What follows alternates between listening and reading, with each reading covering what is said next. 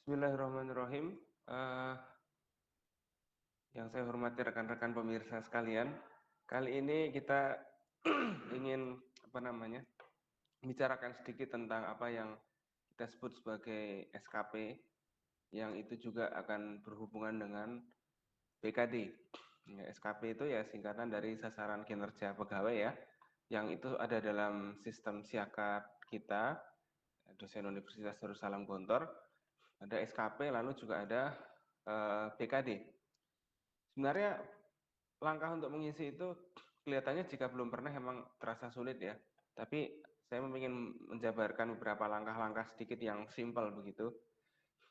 Untuk mengisi SKP itu kita perlu melihat dan memetakan rubrik kegiatan yang itu ada sebenarnya di tab BKD. Jadi sebelum kita mengisi SKP itu kita harus melihat apa sih yang sudah kita kerjakan dan apa aja sih yang kita rencana kerjakan gitu. Nah, ini karena biasanya untuk orang-orang itu mengisi SKP langsung mengisi aja. Jadi kita melihat di BKD itu kita rubrik di situ. Ini ada BKD di sini di rubrik. Nanti di situ akan kelihatan apa saja sih item-item kegiatan yang bisa masuk dan dimasukkan di mana. Misalnya khutbah Jumat kira-kira ada nggak ya, gitu kan? Atau membimbing apa gitu, kepanitiaan, panitia. Oh, tadi ada panitia di sini. Ternyata panitia itu masuknya di penunjang, misalnya begitu. Di sini bisa dilihat ada pendidikan ya. Pendidikan ini ada pendidikan mandiri maksudnya ya. Sudah berapa, terus memperoleh pendidikan apa, lalu ada pelaksanaan pendidikan. Nah, ini baru masuk Tridharma. Pendidikan, pengajaran, gitu kan, dan pengabdian masyarakat. Pendidikan dan pengajaran, lalu ada penelitian dan pengabdian masyarakat. Di sini kegiatannya apa? Oh, membimbing seminar, oh, membimbing kuliah dan KKN maksudnya kuliah kerja nyata. Ada menghasilkan membimbing dan menghasilkan bimbingan berupa skripsi, tesis. Nanti ada pembimbing utamanya, nilainya sekian gitu. Lalu ada sebagai penguji lisan atau MKDK mungkin ya. Oh, tapi di sini penguji pada ujian akhir. Ada kegiatan mahasiswa. Tentu saja kita di Universitas Darussalam Gontor setidaknya selalu membimbing kegiatan mahasiswa. Ada mengembangkan program kuliah. Ini contohnya misalnya membuat RPS dan lain sebagainya. Ada membuat buku ajar, lalu ada diktat dan lain sebagainya. Ada orasi ilmiah dan menduduki jabatan ini biasanya hanya ketua-ketua saja atau kepala-kepala saja. Rektor, ketua prodi atau dan sekretaris kira-kira begitu. Lalu ada membimbing dosen yang lebih rendah jabatannya, misalnya membimbing dosen untuk ya dalam konteks ini misalnya tahfidz begitu atau membimbing dosen untuk tahsin atau apa itu akan banyak sekali dan membimbing dosen untuk tim kepangkatan misalnya itu juga bisa masuk di sini. Ada juga melakukan kegiatan pengembangan diri ini maksudnya ya sama seperti workshop itu workshop yang berapa jam begitu kan ada sekian jam ada ikut seminar kita menjadi peserta seminar apa nah itu berapa jam nanti di situ dan workshop apa, ikut pelatihan apa. Di situ pengembangan dirinya berapa jam, nanti akan ada SKS-nya. Nah, setelah itu yang poin yang ketiga ada pelaksanaan penelitian. Itu menghasilkan karya, ada jurnal, ada proceeding, nah begitu ya. Nah, ini hasil penelitian yang diseminasikan ya. Ada juga hasil penelitian industri atau menerjemahkan, menyunting karya ilmiah, misalnya begitu ya. Itu begitu. Itu yang bahkan yang ditulis di majalah populer atau umum bisa dituliskan juga, misalnya menulis di web. Tapi memang kecil di sini nilainya ya di sini ya. Nah, ini yang paling kecil ini. Ini mungkin teman-teman dosen yang menulis di web, nah bisa dimasukkan di sini. Disajikan dalam koran, majalah atau umum. Umum itu maksudnya tentu website ya. Lalu ada semacam haki begitu ya. Ini besar-besar semua kalau haki ya. Membuat rancangan kekayaan intelektual. Lalu ada pengabdian pada masyarakat, sama juga menduduki jabatan pimpinan tapi di masyarakat begitu. Dan melaksanakan pengembangan hasil pendidikan. Nah, ini mungkin karya kita di kampus begitu kita taruh di masyarakat untuk dikembangkan. Memberi latihan, ceramah, ya kan, penyuluhan, ini seperti dalam khutbah Jumat begitu. Kalau dalam satu semester ya sekian, atau insidentia, ada insidentil, ada apa dan lain sebagainya, itu bisa dilihat di rubrik PKD pada bagian akhir, yaitu rubrik. Maka sebelum mengisi SKP, langkah yang paling penting adalah melihat dan memetakan rubrik kegiatan dulu. Kenapa? Karena di poin kedua kita akan meminta mengisi SKP dan meminta persetujuan dan memohon persetujuan dari atasan, dari ketua prodi gitu. Nah, di sini kalau kita mengisinya itu tidak tidak mengerti peta kegiatannya, nanti kita akan mengisi satu minta persetujuan, mengisi satu minta persetujuan. Padahal yang benar kita mengisi semua baru minta persetujuan satu kali saja, supaya Kaprodi tidak kerepotan dalam memberikan persetujuan yang begitu banyak.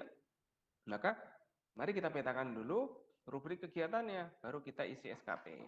Nah, di sini banyak sekali, ada membuat tulisan, karya, mengelola jurnal ilmiah. Nah, itu di situ ya ada penunjang. Nah, ini penunjang. Ini pengabdian masyarakat itu mengelola jurnal ilmiah itu termasuk pengabdian masyarakat ya.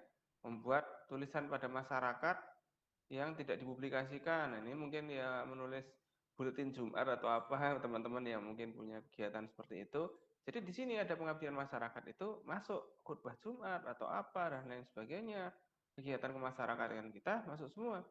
Ada juga yang penunjang seperti panitia. Ini kepanitiaan di sini ada perguruan tinggi, ada lembaga dan pemerintah. Tuh, ada profesi, ada apa begitu, mungkin di luar mendapatkan tanda jasa, itu juga ada. Begitu juga misalnya menulis buku pelajaran atau memiliki prestasi atau anggota tim penilai dan lain sebagainya. Jadi itu rubriknya bisa kita lihat di sini. Nanti ada rubriknya. Dosen biasa itu berapa nilainya, pelaksanaan penelitian dan lain sebagainya. Jadi sudah ada dan sudah punya karakter sendiri. Selanjutnya kalau kita sudah melihat rubrik ini, mari kita masuk ke SKP. Dalam form SKP ini itu akan ada di sini, nah di sini plus SKP, di sini kita meminta SKP. Atau kita menulis apa yang kita sebut sebagai SKP. Kapan kita masukkannya? Itemnya ini rencananya bisa kita masukkan rencananya sebagaimana yang kita lihat dalam BKD tadi. Oh, saya punya rencana pelaksanaan pengabdian masyarakat yang seperti apa, di sini ada. Kalau pengajaran itu sudah sangat mudah. Di fitur Siakat e-Hikmah ini sudah ada import. Import rencana pengajaran, kalau ini diklik begitu, dia akan mengimport semuanya yang sudah kita ajarkan atau materi kuliah yang sudah kita entry. Nah, itu begitu. Lalu nanti realisasi kegiatannya bisa dilihat setelah kita menulis di bagian realisasi. Ini masih rencana ya. Jadi nanti ketika masukkan item ini banyak itemnya. Apakah unsur utama itu dari 5 unsur tadi di sebelah mana? Misalnya kita, saya khutbah Jumat, jadi nggak usah urut, nggak apa ya, seingatnya dulu. Kalau misalnya kalau malah bagus ya urut, misalnya dari pendidikan itu kegiatannya apa di sini, membimbing atau apa, di situ nama kegiatan, nah itu judul kegiatan kita. Periode PKD, kapan kita ngisi BKD-nya, ya. Output, mutu, nah ini di sini dituliskan ya, waktu, kapan, satuannya apa, ya, apakah 1 semester, apakah 1 minggu saja, apa 1 jam saja, biaya kalau ada, kadang-kadang kan nggak ada biaya ya. Misalnya kalau pengabdian masyarakat tentu mungkin kadang-kadang kita ada biaya, atau kadang-kadang nggak ada biaya.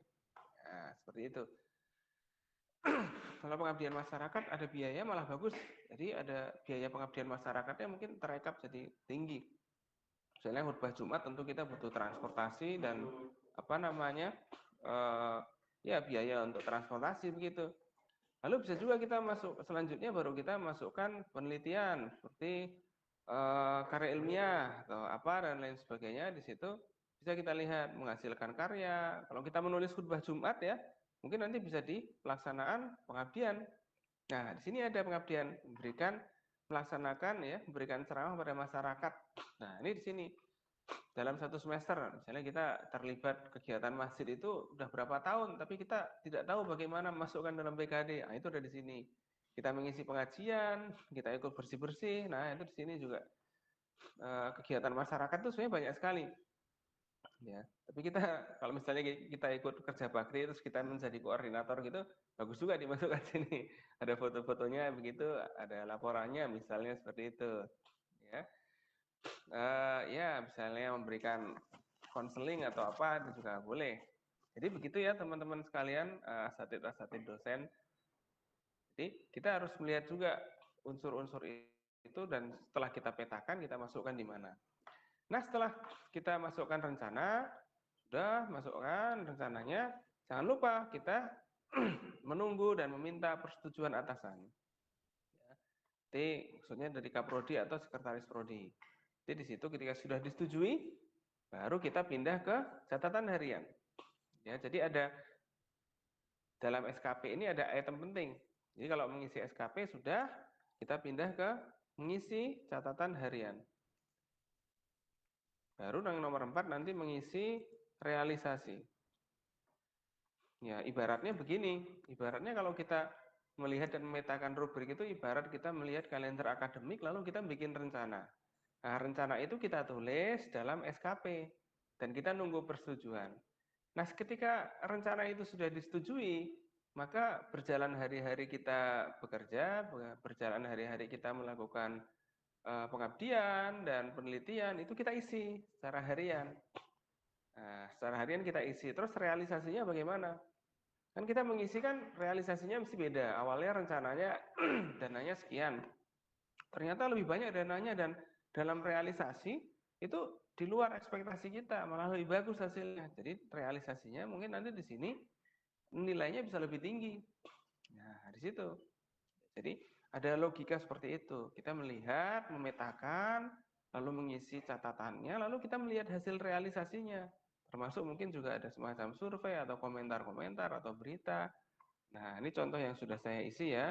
Nanti bisa import dari sister buat teman-teman yang sudah punya sister, import publikasi dari sister atau pengabdian dari sister. Bisa juga import pengajaran dari Siakat. Untuk mengisinya mudah saja, hampir sama seperti yang itu tadi. Ya, item kegiatannya apa, nanti bisa dipilih. Kapan kegiatannya, lalu buktinya apa. Nah, ini nanti kita melihat. Biasanya buktinya lewat apa namanya Google Drive. Atau link kalau seminar atau apa, atau berita itu juga termasuk bukti sahih yang bisa digunakan untuk menunjang itu. Nah, setelah semua catatan harian ini diisi, kita pindah ke realisasi. Nah, ini realisasi ini sini ada nanti ketika ini sudah disetujui, nanti baru ada. Sini dilihat, ditarik gitu, diminta untuk apa namanya? Simpan gitu. Baru di situ nanti kita bisa melihat di PKD. Jadi setelah ketik realisasi adalah lihat ke PKD dan klaim kegiatan. Nah, di dalam PKD ini kita lihat ya misalnya klaim kegiatan. Ini biodata kita pastikan sudah betul ya. Lalu pelaksanaan pendidikan di sini bisa dilihat statusnya apakah beban lebih atau ini emang saya pindah jadi beban lebih karena saya mengajar mata kuliah yang cukup banyak, tapi dinilai di situ buruk. Jadi kalau kita lihat penilaiannya itu di sini pelaksanaan pendidikan ini tidak boleh kosong, memenuhi, M ini memenuhi ya. Nah ini penelitian tidak boleh kosong, penunjang tidak boleh kosong, tapi ada batasnya. Misalnya batasannya di sini minimal 9 SKS dan 13 SKS, maksimal 16 SKS. Jadi kalau di luar SKS atau lebih dari 16, maka akan jadi buruk. Sehingga di pelaksanaan pendidikan dan lain sebagainya, kita kadang-kadang harus mengubah menjadi beban lebih. Ada juga misalnya penelitian di sini yang, nah ini apa namanya proceeding atau di sini apa jurnal yang sudah saya terbitkan, ya memang tidak terlalu banyak sih. Tapi ternyata ketika di status ini selesai, di sini sudah cukup memenuhi sehingga ya pendidikan dan penelitiannya sudah penuh. Akhirnya di tempat lain terpaksa harus dipindah apa namanya ke beban lebih. Padahal di sini saya pengen masih menulis banyak lagi. Kira-kira gitu ya. Nah, jadi seperti itu. Ada kepanitiaan, di situ ada selesai statusnya, ada menulis pelajaran SLTA atau apa.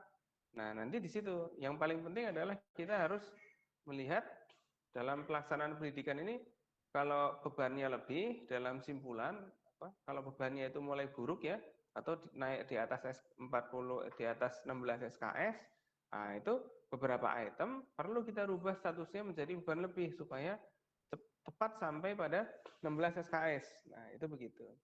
Ya. Nanti di sini ada simpan permanen. Ketika sudah disimpan permanen, itu berarti sudah selesai. Jadi ada hal-hal yang penting di sini ya, melihat ke PKD dan klaim kegiatan, lalu melihat perhitungan SKS maksimal 16 SKS. Ya, jika lebih maka beberapa item itu ya, maka beberapa item dalam pelaksanaan pendidikan,